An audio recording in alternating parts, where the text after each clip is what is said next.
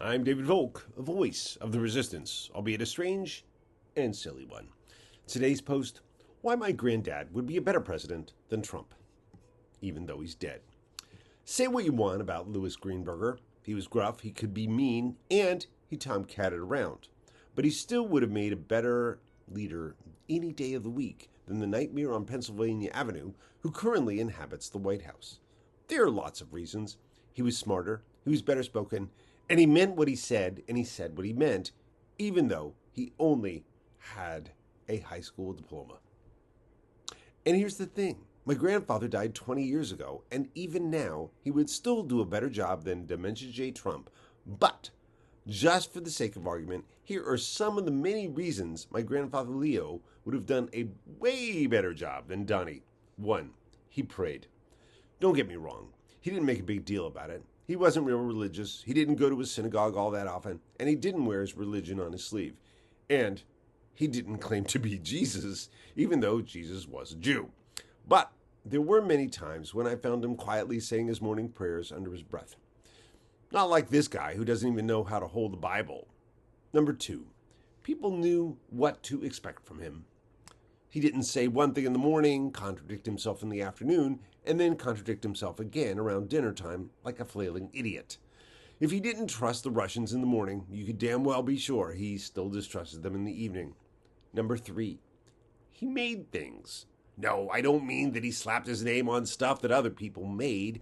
He worked for Westinghouse, and he was involved in manufacturing components for the Manhattan Project during World War II. He knew what it meant to work hard and not just sit in an office all day and look down on his workers. And he never, ever cheated his employees or stiffed a contractor or went bankrupt, unlike some people we know who did it at least 6 times. Number 4, people knew better than to cross him. He was gruff, he'd give you both barrels if you fucked up, and he forgave, but he never forgot. He knew who his friends were, and he treated them accordingly. There was none of this treating your enemies better than your friends bullshit, and he never would have embraced someone who helped others kill his friends. Number 5, he didn't suffer fools, and he most assuredly never would have hired them. I'm looking at you, Cash, Bobby, Christy, and Pammy Joe, to name just a few. Number 6, he didn't fall asleep in meetings. Enough said. Number 7, he wasn't a felon. Although he once told me he stole a chicken, coated it with mud, cooked it over a spit, and then defeathered it before he ate it by peeling the mud away. Or something like that.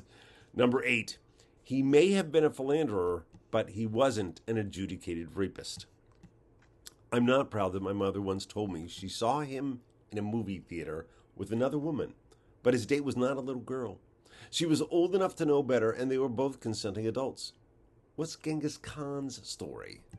Number 9, he didn't hang out with Jeffrey Epstein because he understood that you're judged by the company you keep. Number 10, he never threatened anyone with total annihilation. Granted, he may not have liked his neighbors, and it really pissed him off when golf balls from the golf course across the street broke his windows. He may have even trash-talked them 1950s style, but he never threatened to kill them, bomb them, or destroy their civilization. Okay, I admit it. He did yell, "Get off my lawn!" but only when they really, really deserved it. That's it.